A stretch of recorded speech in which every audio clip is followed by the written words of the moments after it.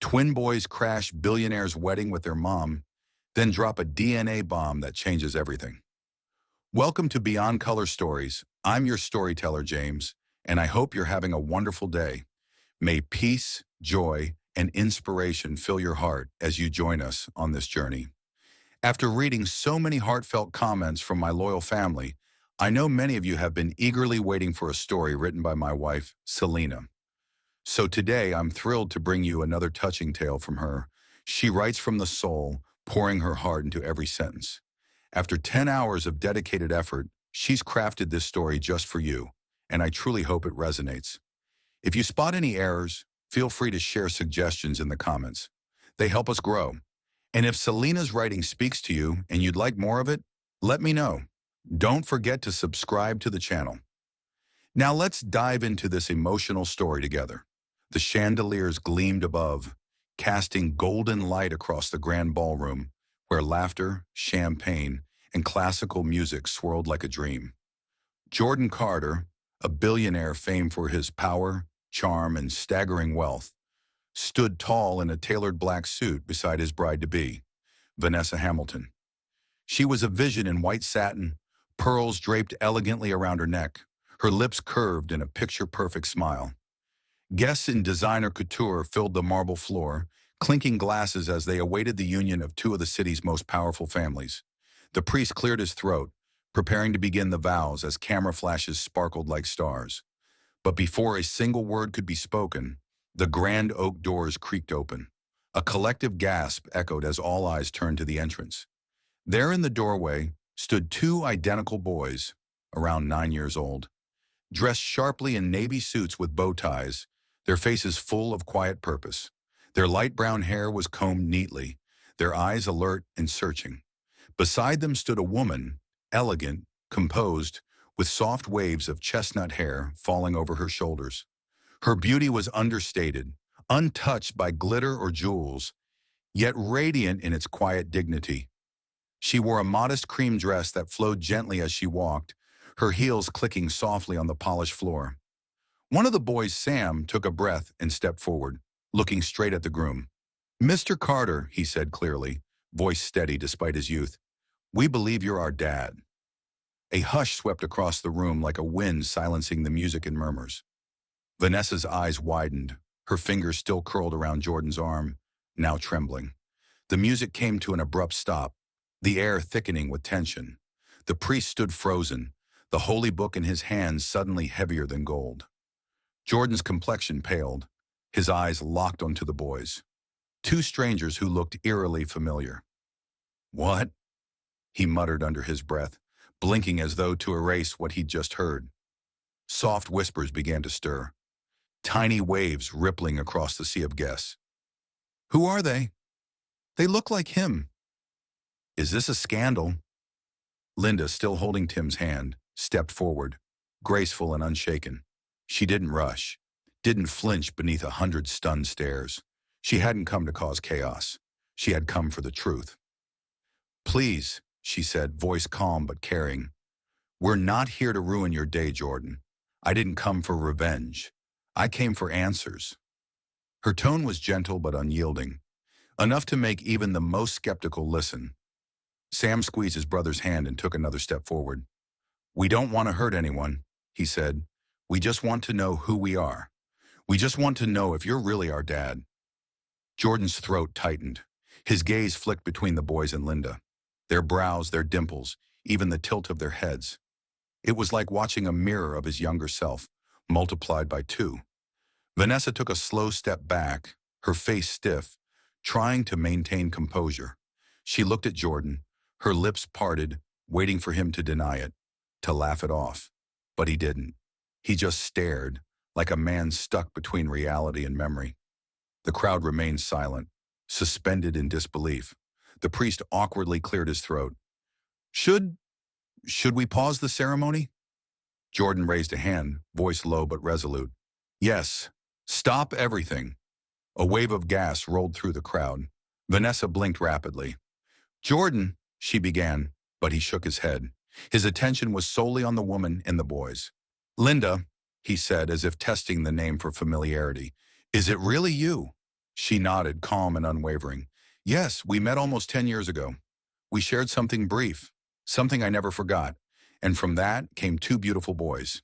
The weight of her words settled like thunderclouds in the silence. Jordan's heart thundered louder than any orchestra. Why didn't you tell me? He asked, his voice barely a whisper. Linda's gaze held his, clear, not accusing. Because I wasn't sure, and because I didn't want your money or name. I raised them with love, not lies. But they started asking questions, ones I couldn't answer. So I promised them we'd find out together. Tim, the quieter twin, spoke up. We're not here to ruin your life. We just hoped maybe we could be part of it. Jordan's eyes burned. His mind raced back through time. A weekend in Italy, a goodbye with no follow-up. Could it really be? Were they his? He took a step closer, pulled by something deeper than confusion.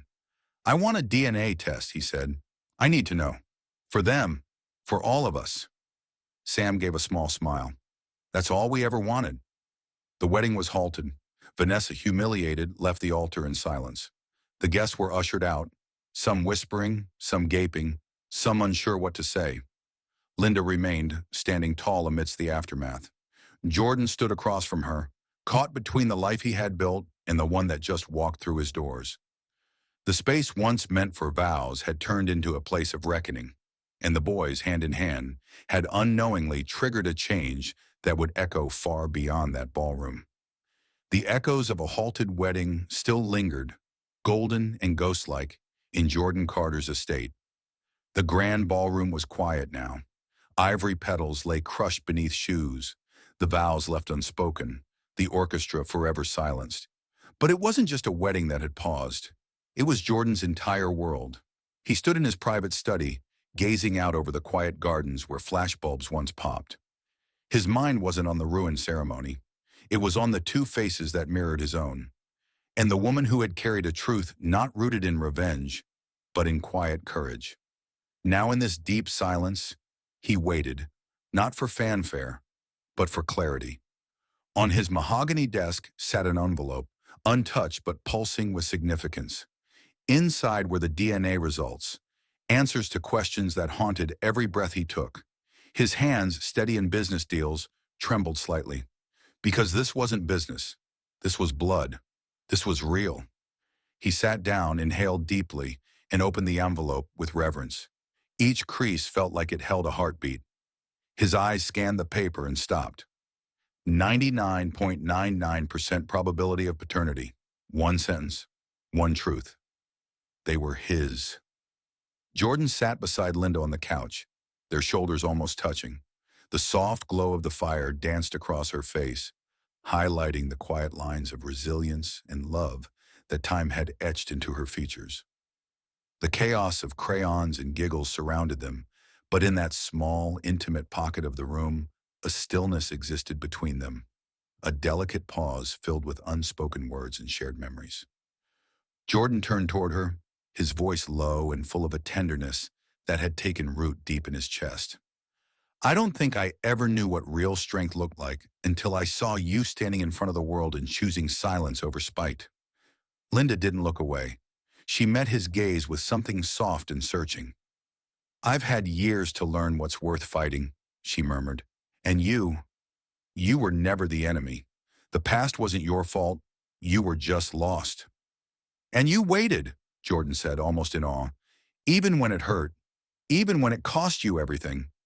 A small, bittersweet smile curved her lips. I waited because love doesn't vanish with time. It just waits for the right moment to rise again. He reached out, brushing his fingers gently against hers, tentative yet certain. And is this that moment? She didn't answer with words. Instead, she intertwined her fingers with his, their hands resting quietly between them. It wasn't dramatic. It didn't need to be. It was two people who had weathered storms and somehow found their way back to each other. Not as the people they once were, but as the people they had become. In that small moment, surrounded by the joyful clutter of crayons, superhero sketches, and the faint crackle of a fire, something profound settled between them. A quiet beginning, not of a love story restarted, but of one rewritten. And when Sam looked up and caught them holding hands, he didn't say a word. He just grinned and nudged Tim, who looked over and smiled too, knowingly, as if the ending to their comic book had just gotten its best twist yet. Outside, the world still spun with cameras and opinions. But inside that home, the story unfolding was their own. Quiet, fierce, real, and far from over. The next day, Sam and Tim initiated Phase 3. They knew that notes and music could only go so far. Now it was time for direct action. They gathered their small arsenal of plans and confided in each other with the gravity only 7-year-olds could muster. "We need to get them alone," Sam whispered, glancing around the kitchen as if their mission might be overheard. "Like a real date." Tim nodded solemnly. "But Mom and Dad never really go on dates anymore. They just eat dinner or talk about work." Sam tapped his chin thoughtfully. "Then we make a date at home, a secret dinner just for them, with no distractions." That afternoon, the boys sprang into action. They enlisted Grandma's help. Grandma, who always had a soft spot for mischief and believed wholeheartedly in love's quiet power. Under her watchful eye, Sam and Tim prepared a makeshift dining room in the living room, complete with a tablecloth borrowed from the linen closet, candles fashioned from battery-operated tea lights to avoid fire hazards, and a playlist of soft jazz and love songs. When Jordan and Linda returned from errands, they were met with the sight of the dining room transformed, and the boys standing proudly by the table, hands clasped in anticipation. "We made you a special dinner," Tim announced shyly. "It's just for you two." Linda exchanged a look with Jordan, one of surprise, amusement, and something quietly hopeful. They sat down together, the boys taking their seats opposite, their eyes bright with expectation. The meal was simple, nothing fancy, but the effort behind it was palpable. Jordan reached for Linda's hand across the table, their fingers intertwining as the boys watched, smiling with satisfaction. In the glow of the candles and the soft music, words came easier, laughter bubbled more freely, and the distance that had once seemed so vast between them shrank into something manageable, something alive. The boys knew their mission wasn't over. Love, they understood, was not just about grand gestures or dramatic moments. It was in these quiet, unguarded spaces, in the holding of hands, the shared smiles, the gentle teasing, and the knowing glances. And so, Operation Lovebird continued, not with schemes or tricks, but with patience, kindness, and the steady hope that love could be rebuilt, brick by brick, note by note, day by day. Because sometimes the greatest love stories are written not with fireworks, but with the soft glow of everyday moments where hearts choose each other again and again. It was the weekend when the plan was set in motion, struck while Linda was out grocery shopping. When she returned, they greeted her at the door with a practiced casualness. "Hey, Mom," Tim said with theatrical ease.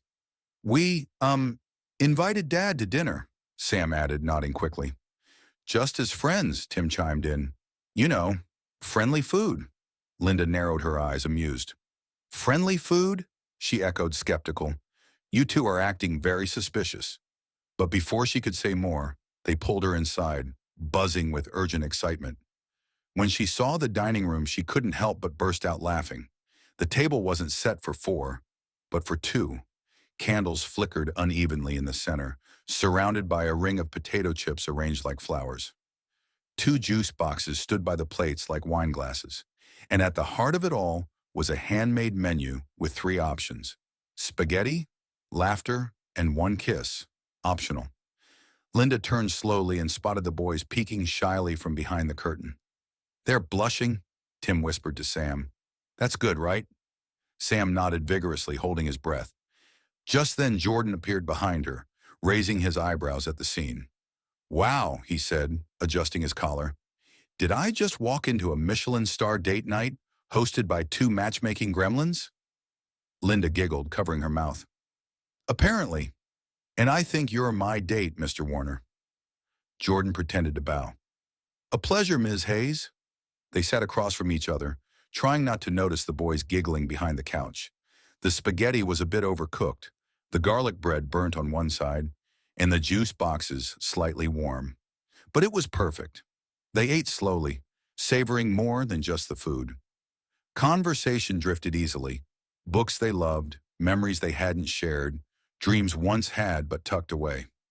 Jordan spoke about the night he first held their newborn sons without knowing it, how he watched their faces and felt an ache he couldn't name. Linda shared stories of the nights she stayed up when the boys were sick, humming lullabies and imagining what it would feel like if their father walked in and kissed their foreheads. "I always pictured you," she said softly, "even when I hated you." Jordan's gaze locked onto hers. "I deserve that hate, but I never stopped wondering what you looked like in the mornings." She smiled soft and nostalgic, almost a mess. "But your sons always told me I looked like a superhero." Jordan leaned forward, elbows on the table. They weren't wrong. As the sky darkened outside and the twins tiptoed off to pretend they weren't spying anymore, Jordan stood and walked Linda to her car. The night air was cool, brushing their skin gently, as if giving them permission to feel something real. The porch lights glowed softly, casting shadows across the driveway. Jordan held her door open. Just as she was about to get in, she paused. He stood close enough to count the freckles beneath her eyes, close enough to breathe in the scent of lavender in her hair. There was a moment, a pause, a heartbeat stretched into forever. He leaned in slowly, unsure. She tilted her face upward, eyes fluttering, but neither moved that last inch. Not yet. Not now. "Almost," she whispered. Jordan exhaled a low laugh rumbling from his chest. "Yeah, almost." And it didn't feel like a loss. It felt like a promise, a slow unfolding bloom that didn't need rushing. Linda slipped into the car, her heart fluttering, her hands gripping the wheel as if holding on to something new and beautiful. Jordan watched her drive away, hands in his pockets, the echo of her voice still soft in his ears. That night the boys climbed into bed with satisfied grins, whispering like tiny masterminds. "I told you it'd work," Sam said, hugging his stuffed dinosaur. Tim nodded, grinning against his pillow. "They didn't kiss yet," he mumbled sleepily, "but almost. That counts. Operation Lovebird is working." In the other room, Jordan stood by the kitchen sink staring at the sticky note still clinging to the fridge. "Kiss her, dummy. She loves you too." He didn't take it down, didn't need to, because now he believed it. Jordan lingered in the quiet kitchen long after the boys had gone to sleep. The faint hum of the refrigerator was the only sound besides the thudding rhythm of his thoughts. His fingers brushed the sticky note's childish handwriting, making his lips curl into a reluctant smile. There was something almost sacred about that small piece of paper, innocent in appearance, but holding more truth than he'd admitted for years.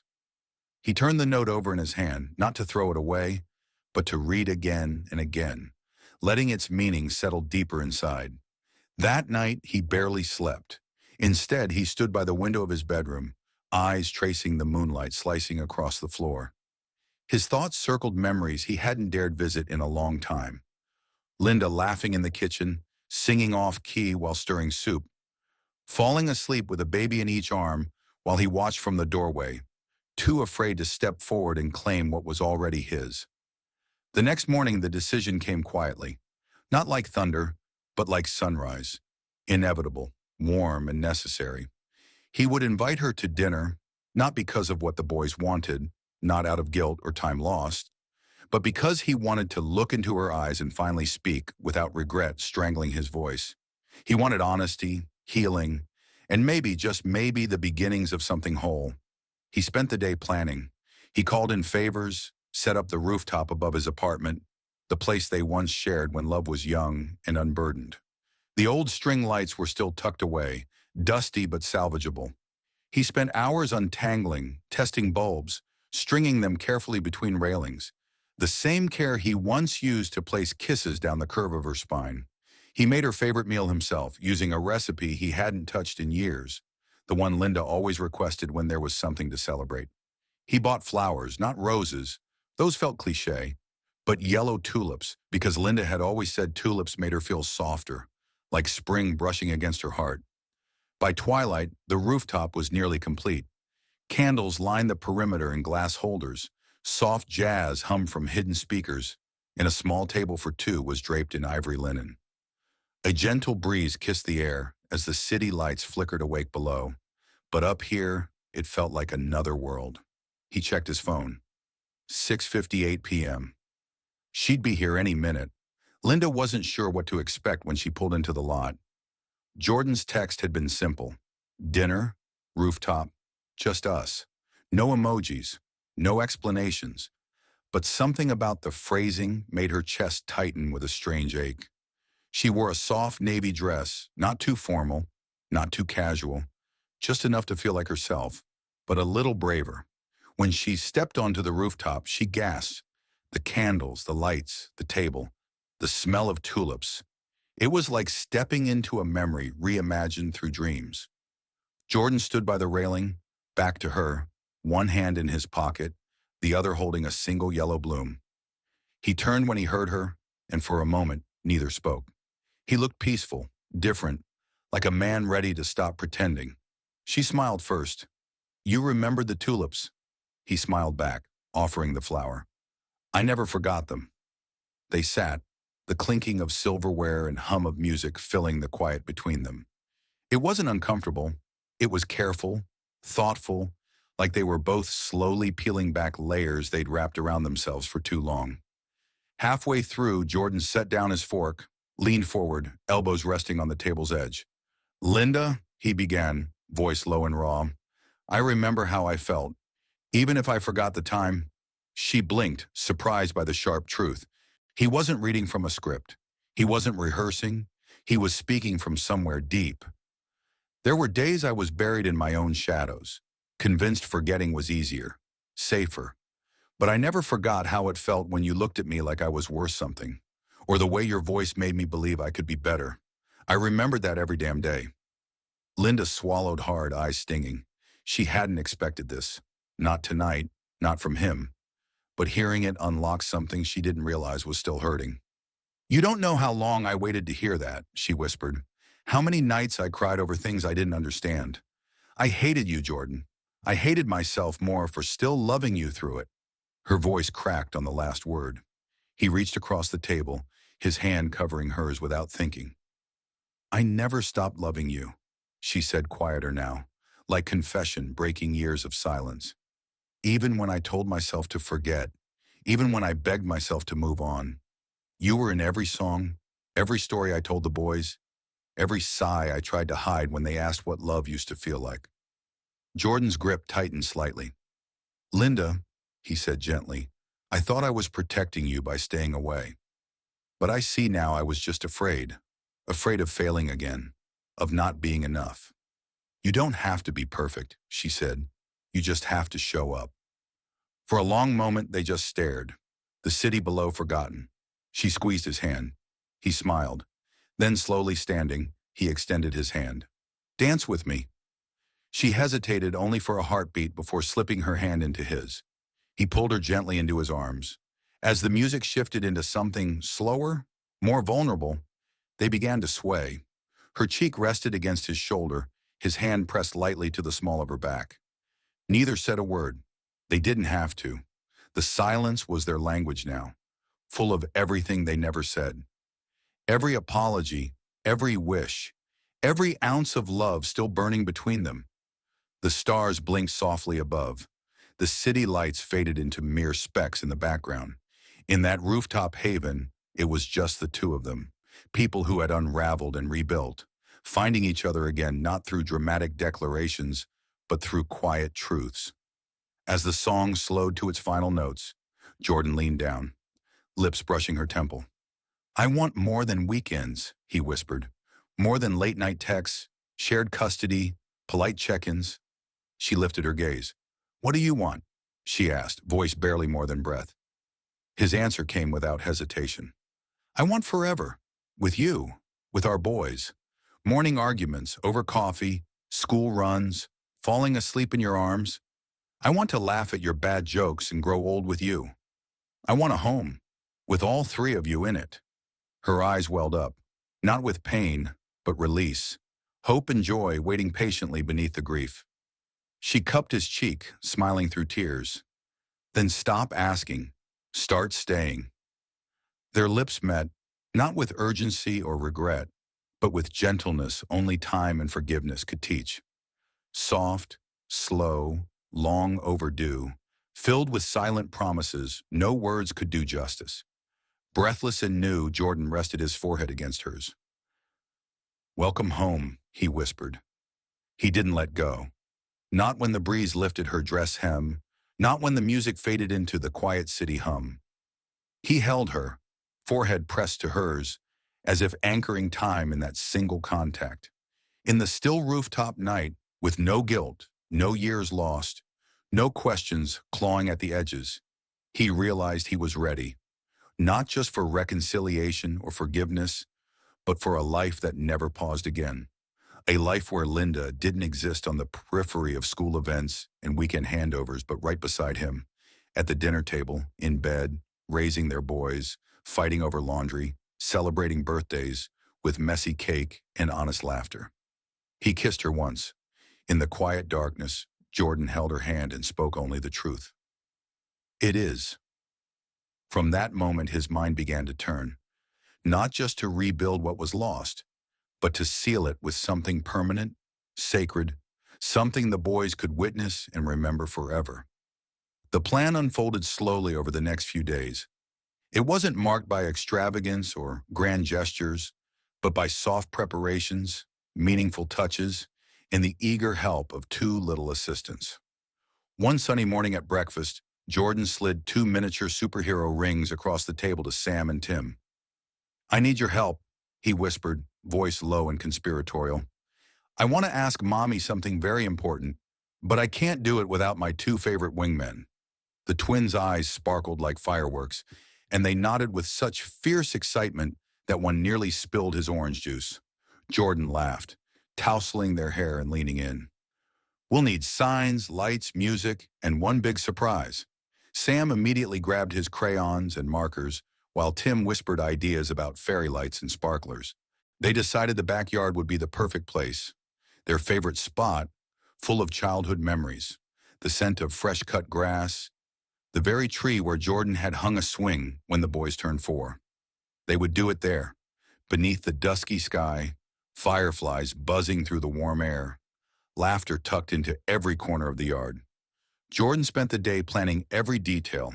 He strung soft lights between the trees, hung white curtains that fluttered gently from the pergola, and filled the yard with tiny jars of fireflies the boys had caught earlier, their glow adding a magic no technology could match. An old radio sat on the porch steps, the same one Linda used to dance beside when the boys were toddlers. Jordan rehearsed his words again and again, discarding anything dramatic or rehearsed. He didn't want poetry or perfection. He wanted truth and love. The boys practiced holding the banner, each gripping an end, proudly displaying the message they had drawn in bold letters, with crayons, stickers, and even a little smear of jelly no one dared wipe away. "Say yes, Mommy." It was perfect because it was them. Imperfect, sweet, and full of life. Linda had no idea. She thought it was just a casual dinner in the backyard. She stepped outside barefoot, wearing jeans and a soft blouse, her hair loose around her shoulders. When she saw the glowing lights, heard the music humming softly, and saw two little suns beaming beneath the tree with a homemade sign, her mouth fell open and her hands instinctively covered her heart, trying to still its wild beating. "What is this?" she whispered, stepping onto the grass. Sam and Tim giggled, holding the banner higher. "Say yes, Mommy," they called, their voices bright with excitement and nerves. She turned toward the pergola, where Jordan stood, nervous but steady, radiant in the golden twilight. In one hand, he held a small velvet box. In the other, a bouquet of wildflowers they had picked that afternoon. Flowers Tim insisted were the flowers that grow around love. Jordan stepped forward slowly, each footfall heavy with intention, until he was right in front of her. Before she could speak, he dropped to one knee, eyes locked on hers. In that moment, the world shrank. The crickets went silent. The fireflies hovered like glowing blessings. Even the boys went still, sensing something bigger than themselves unfolding. With trembling hands, Jordan opened the box to reveal a delicate, timeless ring, chosen not for size but for its meaning. "Linda," he said, voice low but sure, heart wide open, "I want to be your husband, Not just in memory, not just through the eyes of our children, but every day, every breath, every argument, every joy that comes our way. His eyes shimmered with tears, and before she knew it, tears slipped down her cheeks too. I want to be their father, not just in name, but in story, in bedtime kisses, breakfast pancakes, soccer games, science projects, and scraped knees. I want to be your partner, your peace, your home, if you'll let me. She couldn't breathe for a moment. It was too much, too full. Her knees weakened, but her heart soared. When she finally found her voice, it came wrapped in sobs and laughter. Yes, she cried, nodding wildly, voice breaking. Yes, yes, yes! The boys shrieked with joy, dropping the banner and running into their parents' arms, their small bodies bursting with love too big for words. Jordan spread his arms wide, pulling them all into a trembling embrace. Her, Sam, and Tim, pressing his face into Linda's neck, breathing in the scent of forever. I lost years, he whispered through tears he no longer tried to hide. But I want something greater. Linda's fingers curled into the back of his shirt, anchoring him to this moment, to this miracle. We found our way back, she whispered softly, full of truth. That's what matters. They stood like that for what felt like lifetimes. A family wrapped in each other beneath an endless sky. Above them, stars blinked gently, bearing witness to something once broken, but now whole again, sealed with love, forgiveness, and promises of tomorrow. The night after the proposal drifted slowly into morning. For the first time in what felt like forever, Linda woke with her head resting on Jordan's chest, one hand loosely holding his, the other curled around Tim's tiny finger. Sam lay near her feet, snoring softly, tangled in his favorite blanket. Sunlight spilled through the blinds in warm golden slants, as if the sky itself had softened for this moment. No grand announcements, no calls to family, no social media updates, it was theirs. The next day felt suspended in quiet warmth and simplicity. When Jordan asked, "Do you want to do it? Just us?" Linda's answer was immediate and clear, eyes steady, voice full of conviction. Yes, let's have our real wedding, our true one. Just us, the boys, and the love we've earned. No seating charts, no complicated menus, no photographers demanding poses that had nothing to do with love. No crowd to applaud, no glitter, no glamour. Instead, truth, heart, nature. A ceremony that belonged to them, rooted in the soil where their family bloomed again. They chose the backyard again, but this time, not under stars. This time, it would be at golden hour, right before sunset, when the sky blushed pink and the world held its breath. Linda spent the afternoon making wildflower crowns with the boys, laughing as Sam tried to eat a petal and Tim declared himself Flower King of Earth. Jordan built a simple aisle from wooden planks, decorating it with petals Linda had collected from her mother's garden years ago, pressed in a forgotten book rediscovered that morning. The gesture brought tears to her eyes, but she saved every drop for the altar. She wore a simple white linen dress, flowing, soft, and free. No veil, no corset, just a crown of wildflowers and a heart unbroken and whole. Her only jewelry was a gold chain holding a tiny locket with 2 pictures inside, one of Sam, one of Tim, both laughing. Her feet were bare, her soul unchained. Jordan wore a crisp white shirt, sleeves rolled up, suspenders over dark trousers. He was freshly shaved but kept a little scruff, something Linda had always said she liked better. Standing beneath the tree they decorated with white ribbons and notes written by the boys, he looked like a man who had weathered storms and come out whole.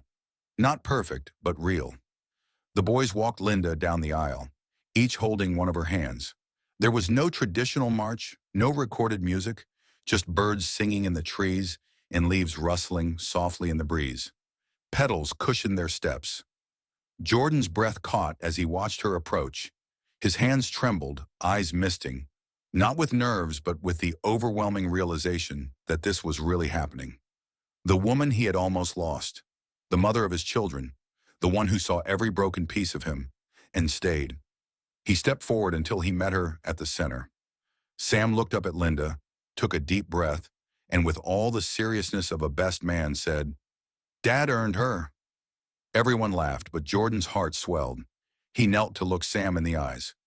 I'll keep earning her every day. Tim stood proudly with the rings in his palm, beaming as if he held the keys to the world, because in a way he did.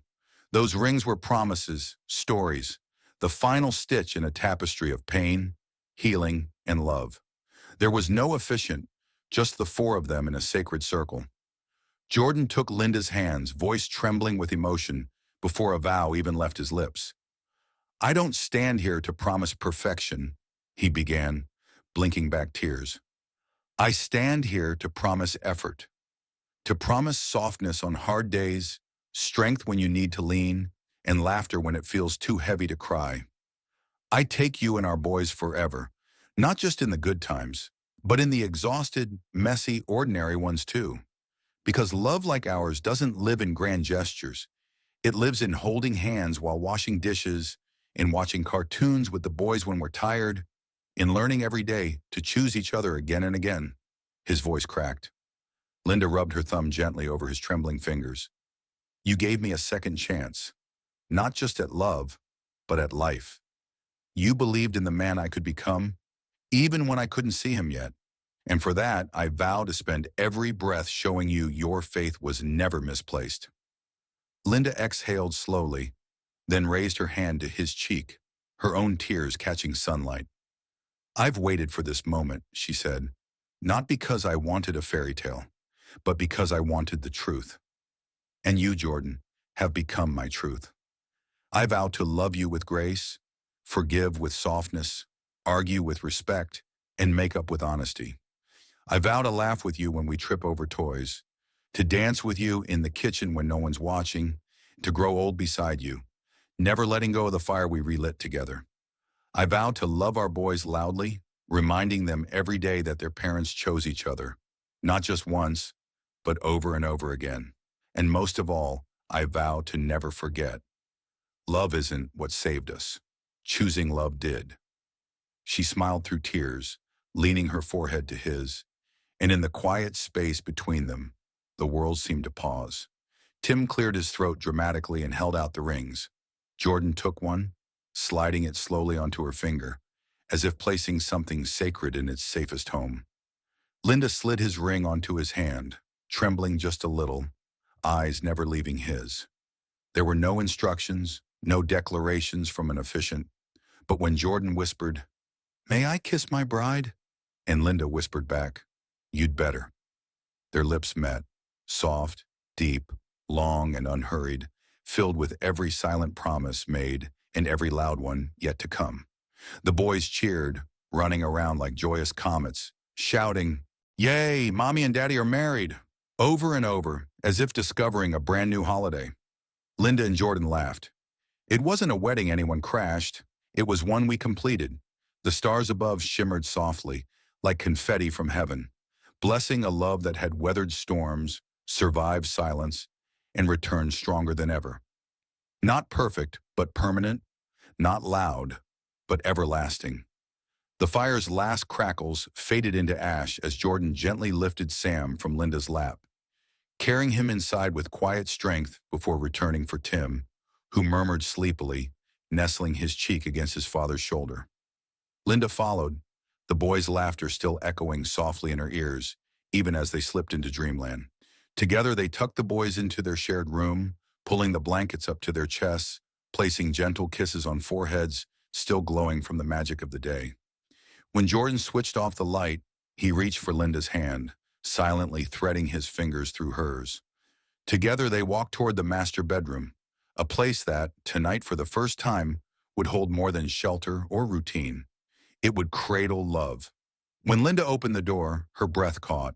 Jordan had transformed the room into a sanctuary of softness and light.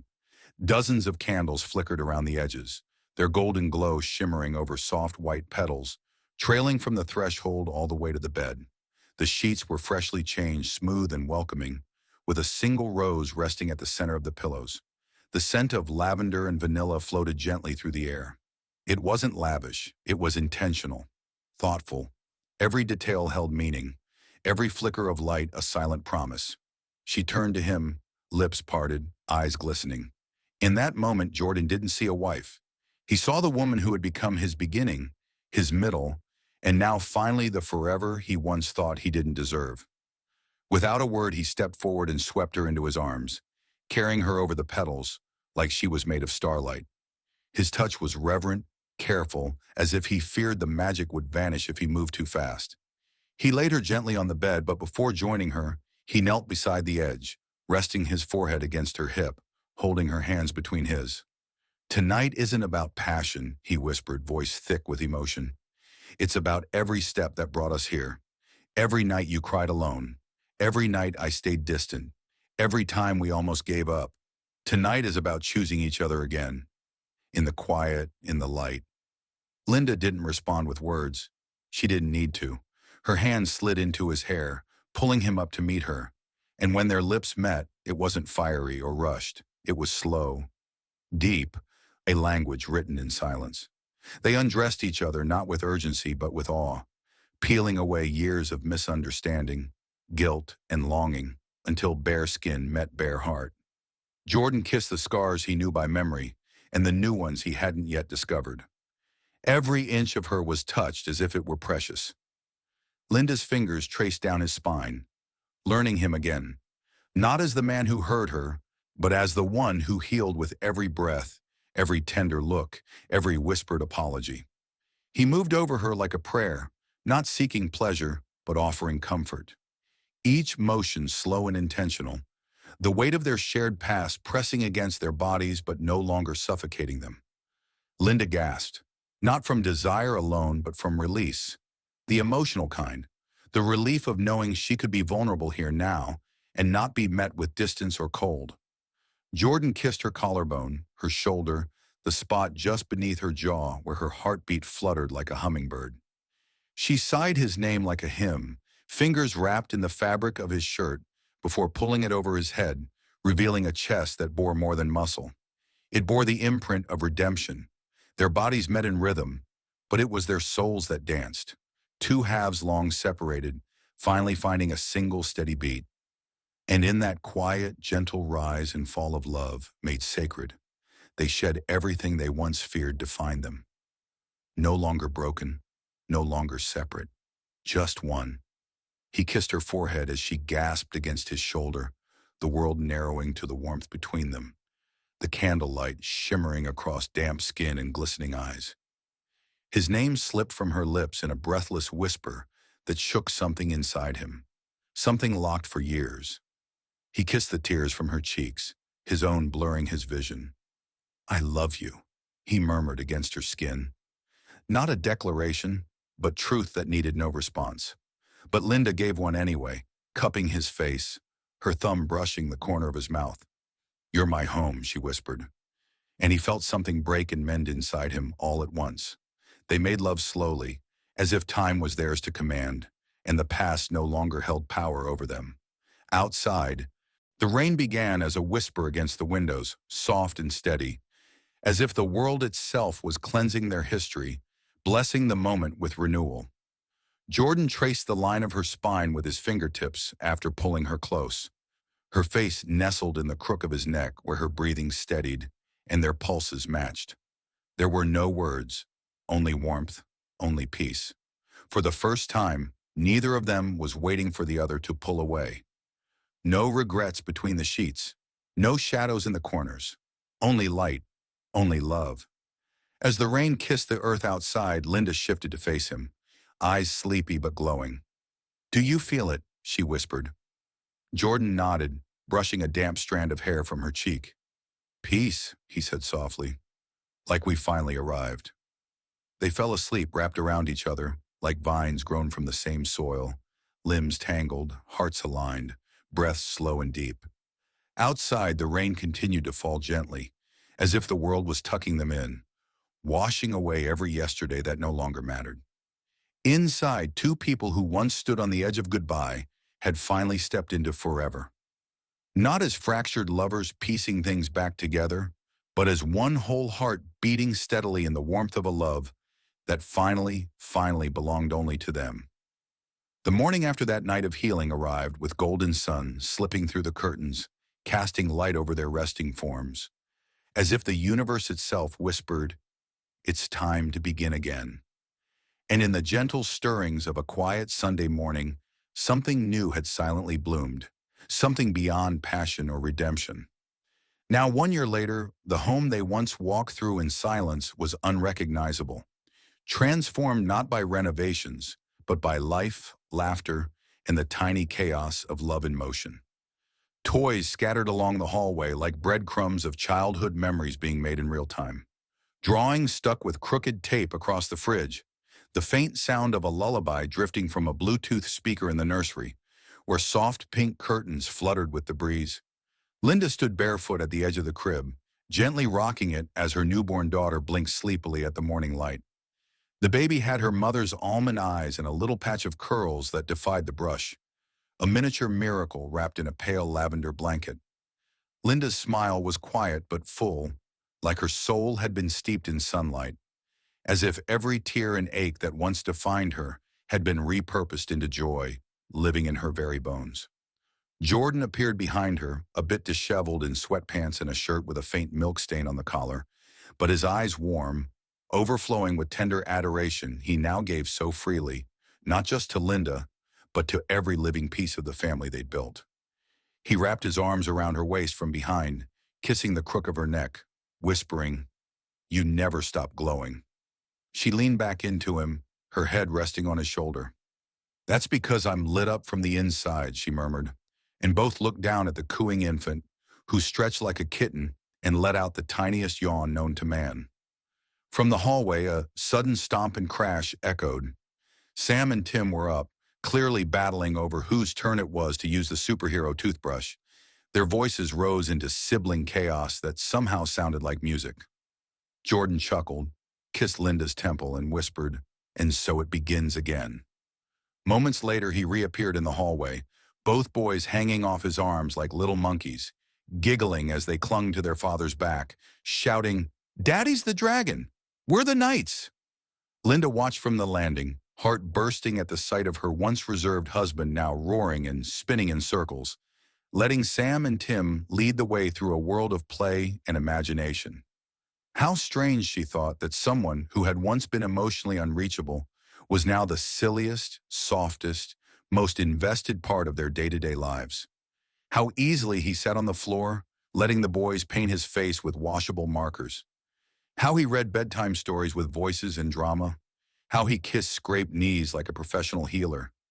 How he carried their daughter as if she were the most fragile diamond carved from light. The backyard had become a little kingdom of joy. Where once there was only grass and stillness, now there were chalk murals on the driveway, a sandbox overflowing with dinosaurs, a swing hanging from the oak tree, and a sunflower garden Jordan had grown from scratch. He hadn't always been a gardener. In fact, he joked he could barely keep a cactus alive. But when Linda once mentioned during a late-night feeding that sunflowers reminded her of hope because they always turned toward the light, Jordan made a silent vow. For months, while she nursed or napped beside the bassinet, he dug, watered, whispered to seeds, and fought off weeds. Now, 1 year into this new chapter, the back fence was lined with towering sunflowers in full bloom, their faces golden and open to the sky, as if they too had chosen joy. That afternoon, with the baby nestled in a Moses basket on a picnic blanket, and the boys running barefoot with juice boxes in hand, Jordan led Linda by the hand to the middle of the sunflower garden. "Close your eyes," he whispered. When she opened them again, a wooden sign stood before her, painted by the boys in splashes of yellow and blue. "Mommy's Garden of Light." Tears welled immediately, but before she could speak, Sam darted ahead, chalk-covered hands waving. "That's not all. Come see." He tugged her toward the driveway where he and Tim had written, in large uneven letters, "Best Dad Ever," their little handprints stamped beside it, like signatures of approval no award could surpass. Jordan scooped both boys into his arms, pressing kisses to the tops of their heads as Linda leaned into him, watching them laugh together. "Do you ever think about how far we've come?" she whispered. He nodded, tightening his arms around their sons. "Every day," he replied. The family settled on the blanket beneath the soft warmth of a sun-drenched sky. The baby gurgled in her basket. Sam tried to feed her a corner of his sandwich while Tim enthusiastically named every cloud he saw, spaceships, dragons, and more. The air was sweet with the scent of blooming life, a summer that felt like a promise finally fulfilled. Jordan lay back, resting his head on Linda's lap, eyes squinting at the sky, fingers interlaced with hers. "I thought I missed too much," he said quietly. "But then she smiled at me this morning, and Sam called me Dad without hesitation, and Tim told me, 'My pancakes taste like cartoons.' I don't know what that means, but it sounded like a compliment." Linda laughed, running her fingers through his hair. "That means we're doing something right." Sam, now lying beside them with a juice box straw sticking out the side of his mouth, looked up at the clouds with profound sincerity. "We did it, Mom. We fixed everything." And Tim, his head resting against his baby sister's basket, added without missing a beat, "We didn't crash the wedding. We built a family." And that,